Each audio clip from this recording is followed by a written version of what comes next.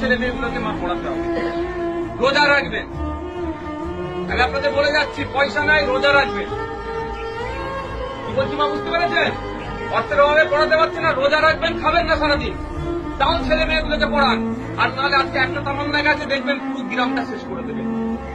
আমাদেরকে দিয়ে আমাকে মারাবে, বাইরের লোক আসবে না মারতে আমাকে দিয়ে আমার লোক কি মারাবে? কারণ আমার শিক্ষা কম, আমার ছেলের হাতে লাঠি তুলে দিলে সহজ হবে।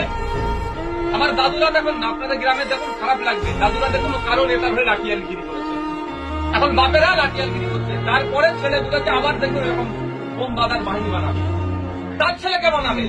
আর নেতার ছেলে উনি নেতা ছিলেন এমএলএ, তার মেয়ে এমএলএ হয়ে গেল, তার ছেলে মেয়ে দেখবেন আবার ভিতরে মেলে হবে। আপনার ছেলেগুলো কোথায়? জেলে যাবে, না হলে রাতে অন্ধকারে মশার কামড়ে খেয়ে কবরস্থানে লুকোতে যাবে, পুলিশ তারা কথা। এর বাইরে কিছু আর হবে না। তাই অনুরোধ মায়েদের